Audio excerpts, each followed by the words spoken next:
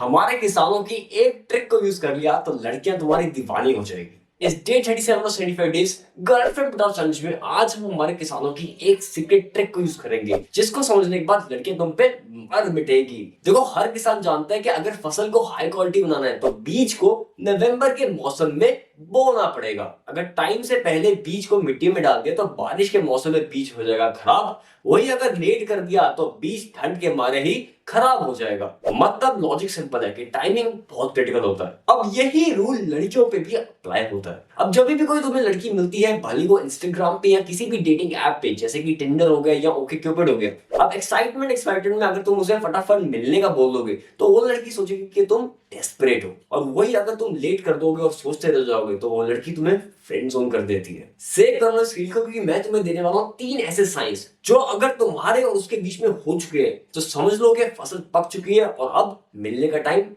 आ चुका है। Sign number 1 कि तुम्हारे और उसके बीच में मिररिंग स्टार्ट हो गई है। अब जब भी कोई लड़की तुम्हारी तरह सेम इमोजी को यूज करने लग जाती है, सेम टोन को यूज करने लग जाती है, सेम तरीके से टाइप करने लग जाती है, सेम तरीके के टाइप के जोक्स मारने लग जाती है, तो समझ लो ये कोई कोइंसिडेंस नहीं है, ये साइकोलॉजी है। मिररिंग एक ऐसा फिनोमेना है जहां पे जब हम और एक लड़की आपस में इंटरेक्ट होते हैं तो हम एक दूसरे के तरीके को कॉपी करने लग जाते हैं। अब जब वो लड़की तुम्हें मिररिंग करने लग जाती है तो इसका मतलब ये है कि भाई वो तुम्हारे साथ सेफ फील कर रही है और तुम्हारे साथ अच्छा फील करती है। जब वो रैंडमली तुम्हें बोलती है कि यार आज मूड ऑफ है, या वो बोलती है कि यार I had a rough day, तो इसका मतलब ये कि वो सिंपैथी नहीं मांग रही, वो तुमको ट्रस्ट करती है। इसका मतलब ये कि उसकी बाउंड्रीज थोड़ा सा नीचे आ रही है तुमको लेके। अब ये वो स्टेज आ जाती है कि जहां पे अगर तुम पूछते हो कि चलो मिलते हैं, becomes easy for her to say yes.